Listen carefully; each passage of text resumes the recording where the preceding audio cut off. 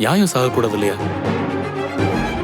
Sir சரி sir, நீங்க என்ன தெரிஞ்சுக்கணும்னு நினைக்கிறீங்களோ அதை கேளுங்க. எங்களுக்கு தெரிஞ்சதை நாங்க சொல்றோம். இல்ல உங்க யாருக்காவது ஆகாதவங்கன்னு யாராவது இருக்காங்களா? அப்படியெல்லாம் யாரும் இல்லையே சார்.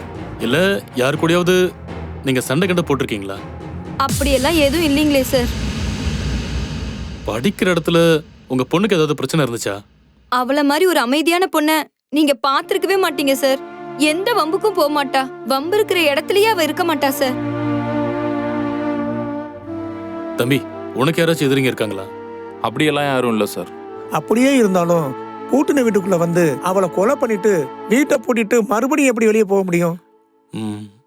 அதை பத்தி அப்புறம் யோசிக்கலாம். முதல்ல எதிரிகளை பத்தி பாப்போம்.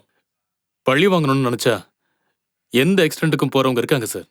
அதனாலதான் நான் இதை விடாம கேட்டுக்கிட்டே இருக்கேன். கொஞ்சம் நல்லா ஞாபகப்படுத்தி பாருங்க. பெரிய சண்டையா இருக்கணும்னு அவசியம் இல்ல. சும்மா சின்ன சின்ன சண்டையா கூட இருக்கலாம்.